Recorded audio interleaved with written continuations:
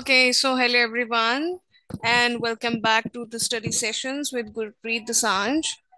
And I am firstly very sorry that I am putting up this video very late. It was on constant demand from a lot of students. एक तो tenses and secondly is the adjectives one. And I have prepared the adjectives का जो पूरा PDF है मैंने अभी बैठ के सारा वो बनाया है, and hopefully it is going to get uploaded today because some of the students they have exams. So sorry for the delay. I hope you find the video on time. Mostly वैसे तो कर लिया होगा सबने, but for a revision purpose and for a general knowledge और आपकी जो मतलब मोस्टली ये जो टॉपिक्स हैं इंग्लिश के ये यूज होने ही होने हैं. सो you can just have a quick view of this video for your revisions, and I hope these videos help you a lot. So now let's, without wasting any time, let's just quickly start. Okay, so today we are going to continue this tenses series. And अभी तक हमने हमने present and past tense जो है वो कर चुके हैं. ठीक है, जिसके अंदर हमने की सिंपल या फिर इनडेफिनाइट जो फॉर्म है of present and past tense वो हमने कवर किया है. And today we are going to move on to the future tense. So जब भी हम फ्यूचर की बात करते हैं वी नो, लाइक जैसे हम पास्ट की जब बात करते हैं तो हमारे दिमाग में हिस्ट्री आती है, because all the events that have happened, जो भी आपके मुगल एम्परर्स रहे हैं, आपके ब्रिटिशर्स ने जो भी इंडिया के साथ किया है, so all of that has happened in history. So that forms a part of the past of India. So now moving on to the future. So like we talk about the science and technology. ठीक है, हम constantly हमारे India में बहुत focus दिया जाता है कि हमें साइंस एंड टेक्नोलॉजी को इम्प्रूव करना है. ठीक है, why? Because it can help us to produce some things which can be very useful for the mother nature and also for humans. Like today we have robots, and we are in the process to make these robots more efficient, okay, so that the human work is reduced. So all of these things that we are talking, that we will make robots, okay, we will make the working system in India more efficient, okay, or we will make machines that help us to reduce our work and everything. So basically we are using the word will whenever we are talking about the sentences or anything that is going to yet happen, which has not happened yet, but it is going to happen. Okay, means something that has not happened yet, but it will happen, or we want that to happen. So that forms a part of your future tense. ठीक है, so we talk कि हमने बहुत बड़ी हमने ये किसी movies में भी आपने देखा होगा that India, or we can say the universe can have flying cars. Okay, ये बहुत सारी फिक्शियस जो आपकी मूवीज हैं, ठीक है, उनमें दिखाया जाता है that we might, our technology might move to that level, or we might exceed to that level that we witness such flying cars or such kind of technology. Okay, so ये सब part है आपके future का, and it is all dependent upon the youth, that is us. तो देख लो, अब आपके हाथ में है कि आप ये फ्लाइंग कार्स देखना चाहते हो कि आप बस ये मेरे लेक्चर तक ही रह जाओगे. I hope so not. So let us talk about simple future tense. So यहाँ पे you can see this is, इस कार्टून का नाम मुझे नहीं पता वैसे. I think it's Garfield.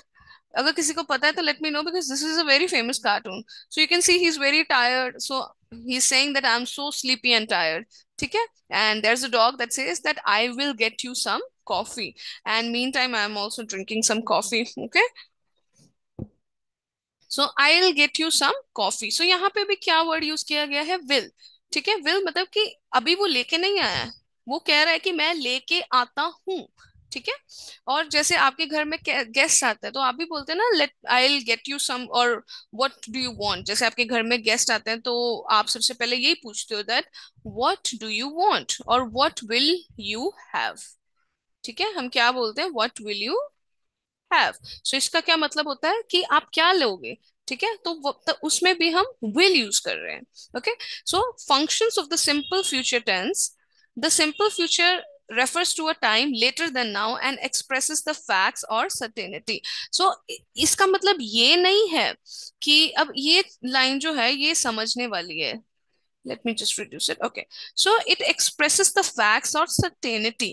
अब बच्चे क्या कंफ्यूज होते हैं कि जरूरी नहीं है कि हम उसी चीज के बारे बात कर रहे हैं। कोई भी चीज आप नहीं बोल सकते। आप सिर्फ फ्यूचर टेंस में उस वर्ड या उस सेंटेंस में, फ्यूचर टेंस में आप बोल सकते हो जो आपको पता है कि वो चीज के चांस है होने के। ठीक है, इसीलिए it's written that the simple future refers to a time later than now and expresses facts और सर्टेनिटी। मतलब कि अब जैसे हम बात करते हैं that we might have flying cars or we might have very efficient robots in the future, so here we are talking with some certainty। ठीक है, we are talking with some certainty। certainty मतलब कि हम कुछ positive note पे बात कर रहे हैं, कि हमें पता है कि there are chances, very high chances, कि हम रोबोट्स या फ्लाइंग कार्स बना लें, क्योंकि हमारी टेक्नोलॉजी बहुत it is escalating day by day. We are improving in this sphere of science and technology, so we might witness some robots or some flying cars। okay, so आप future tense में कुछ भी नहीं बोल सकते हो कि we might see dinosaurs या something, कुछ भी आप अपने दिमाग में खिचड़ी नहीं पका सकते हो। okay, so we always use future tense to make sentences where we can see some positivity, certainty, or some facts which might happen। so now let's move on। okay। ओ ओ ओ यहाँ पे गड़बड़, चलो कोई बात नहीं। okay, so future indefinite or simple future tense, so it is used to tell about the usual habitual routine actions that will be done in the future। so हमें भी पता है कि जो फ्यूचर टेंस है आपका किसके लिए यूज किया जाता है। आपका जो फ्यूचर टेंस है बच्चे, वो यूज किया जाता है when you have to tell about some usual habitual और रूटीन एक्शंस जो आप डे टू डे आपकी मतलब रूटीन में क्या होता है। Like suppose right now, suppose if you wake up in the morning, so आपको पता है कि you will wake up in the morning, then you'll have your breakfast, then you will get ready for your for your school. So I am using the word will because I know कि आप ये चीज करते हो, ये आपकी daily routine है। so, whenever you have to form sentences in the future, simple future tense, so what words are we using? The helping words which we are using is will or shall। Now, there's a slight difference between will and shall। So, will मतलब it is more positive। Positive मतलब कि जब आपको पता है कि आप कोई चीज पक्का करोगे ही करोगे, then we use the word will।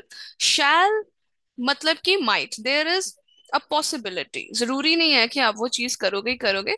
शैल मतलब पॉसिबिलिटी है उस चीज में कि आप शायद वो चीज करोगे, but you are not sure कि आप वो चीज करोगे ही करोगे। सो अगर आपको कोई एफर्मेटिव कोई चीज बतानी है, that I will do my homework, ठीक है, अगर आपको पता है कि मैंने वो चीज करनी करनी, या I will go to the ground today evening, so वहां पे आप वर्ड विल यूज करोगे।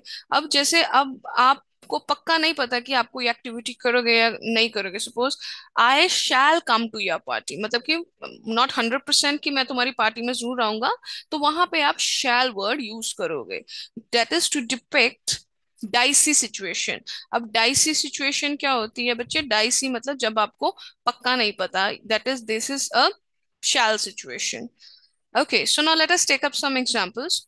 My brother, let me change the color to green।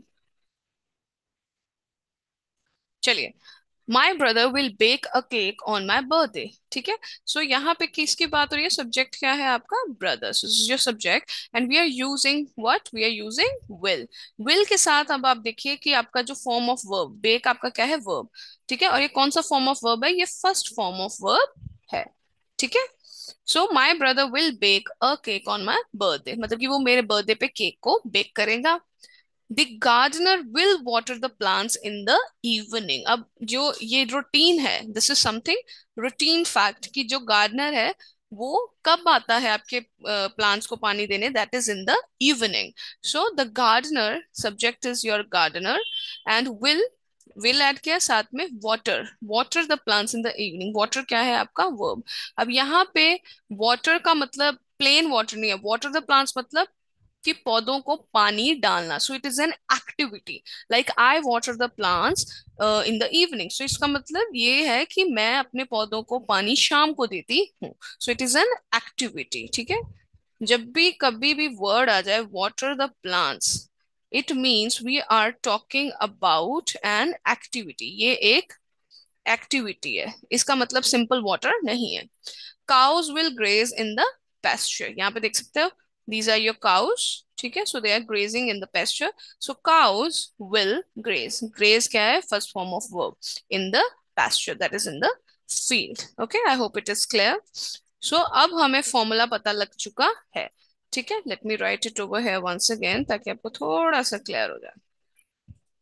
अब तक हमें पता लग चुका है कि अगर तो एफर्मेटिव रूल, मतलब कि आपको अपना सेंटेंस पॉजिटिव एक्टिविटी के लिए यूज करना है, सो आप क्या यूज करोगे, सबसे पहले आप सब्जेक्ट, क्या रूल है आपका, that is you have your subject plus will और shall plus your first form of verb, ठीक है, and finally you have your object.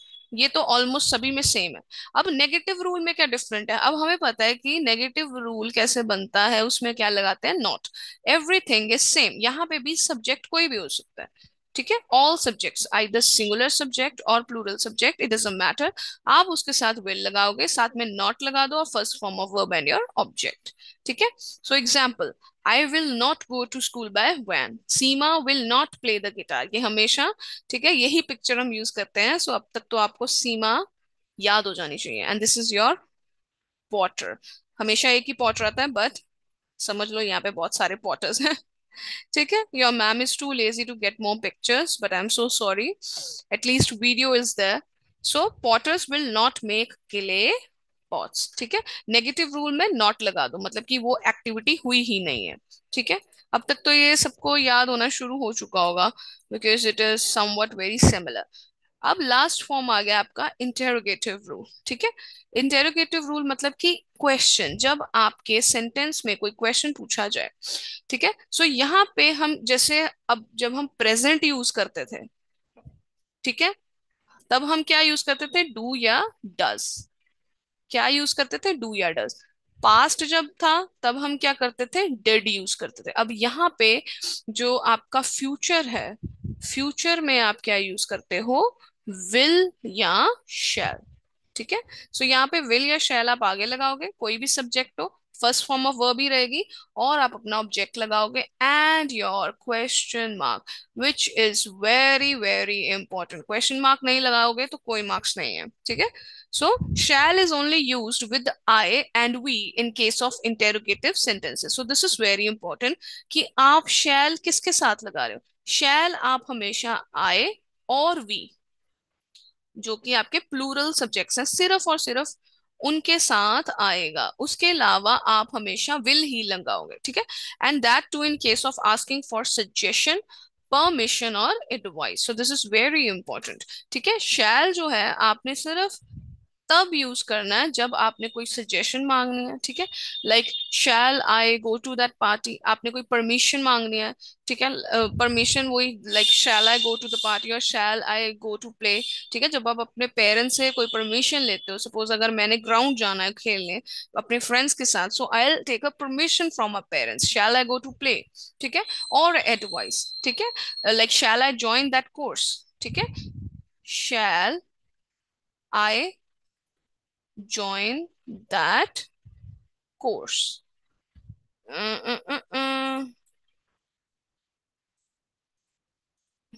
चलिए, ठीक है, shall I join that course, question mark, ठीक है, और shall I go to play, shall I go to play, इसमें भी क्या मांगी जा रही है, permission.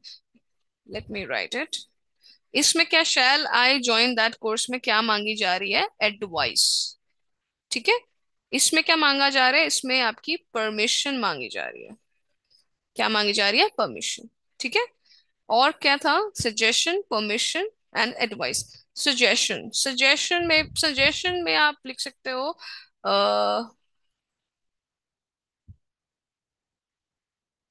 suggestion we can say that uh, uh, uh, uh, uh, uh, there are many suggestions, yeah, permission, it is kind of the same, okay, so you can google some examples for the same।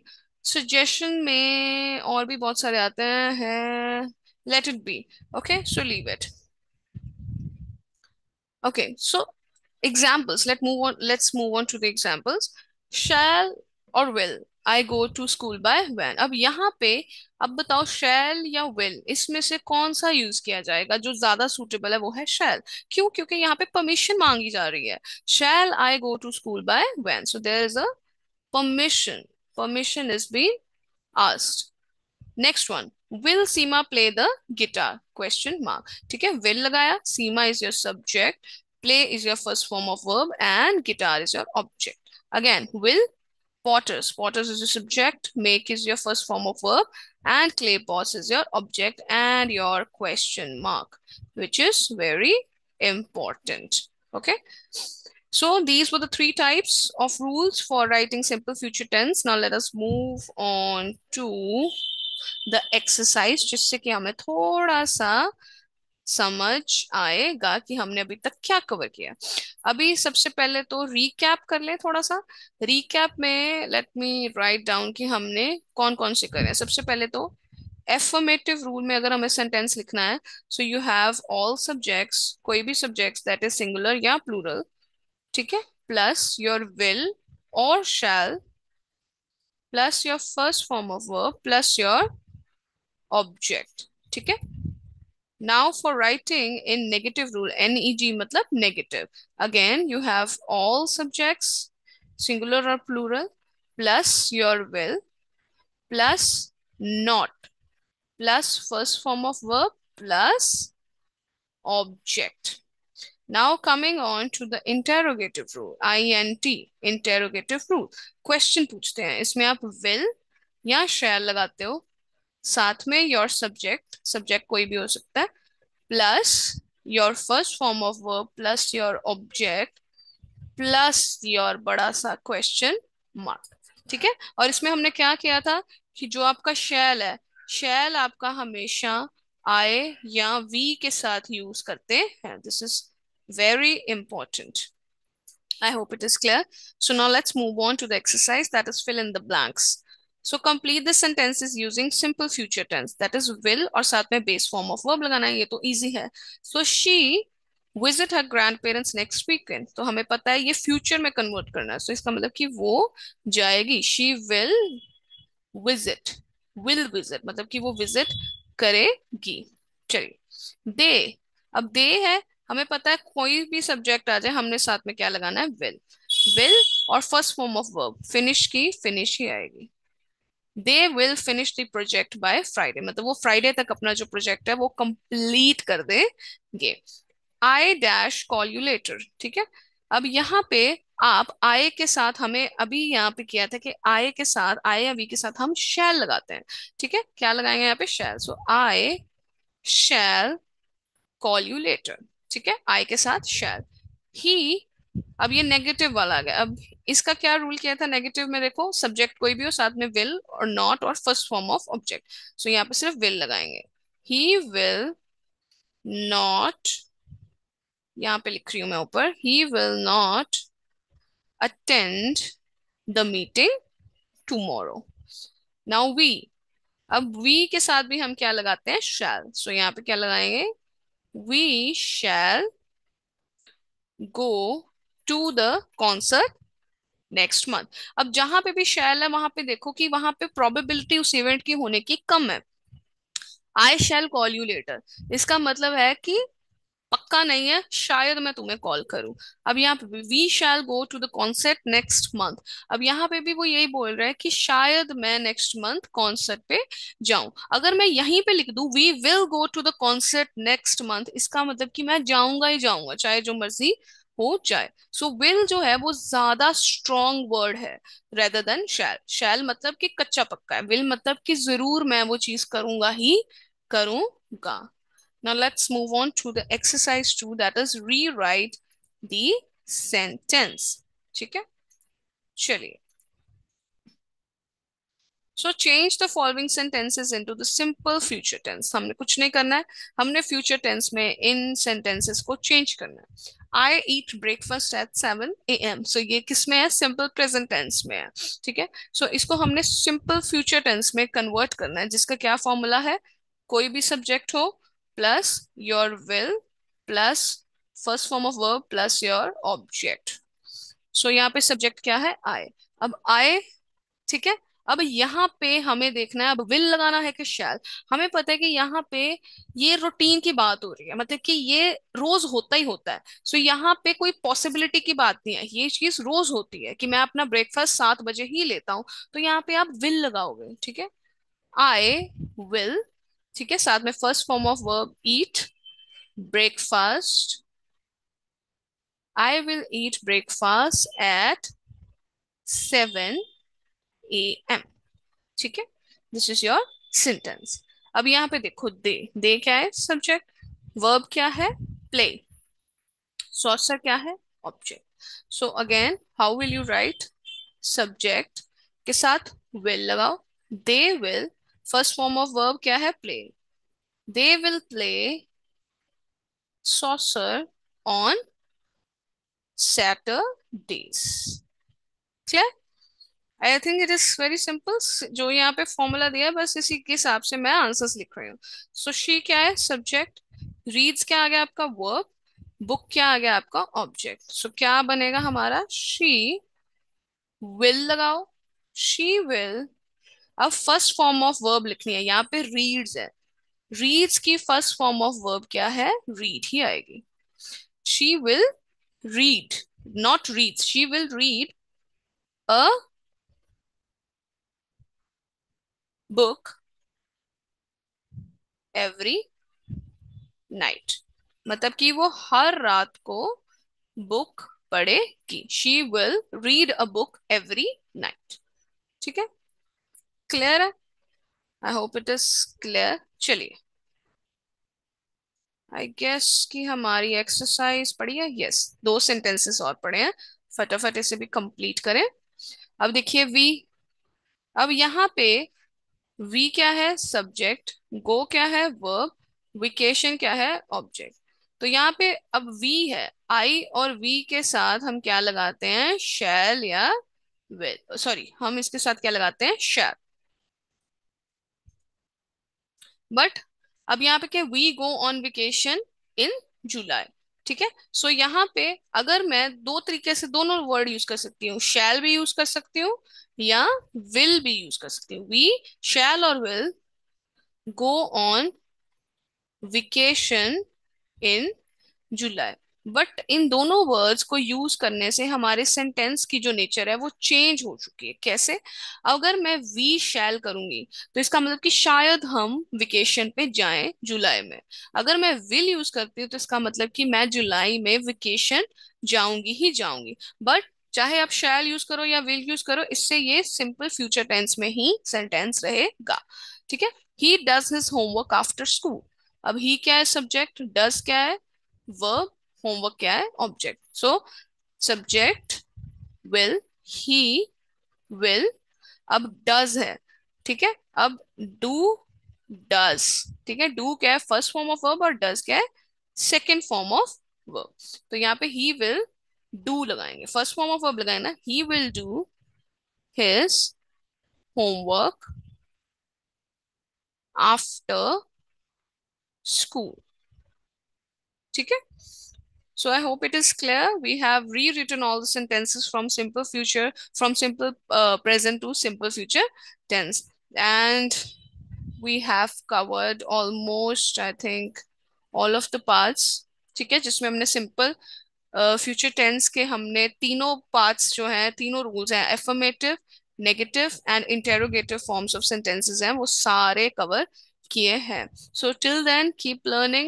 If there is any problem, kindly pin down in the comments, and the PDFs are available to you. Sorry, the PDFs are with me, and if you want them to be available for you, then let me know in the comments. I'll create a Google Drive for your access. And please show some love, a lot of love to these videos. I hope a lot of concepts of yours are, getting clear day by day. You are getting to know the grammar portions of English in a very better and efficient manner. So see you all. Bye bye, take care, and I'll meet you all in the next study session, that is of adjectives. Okay, bye bye.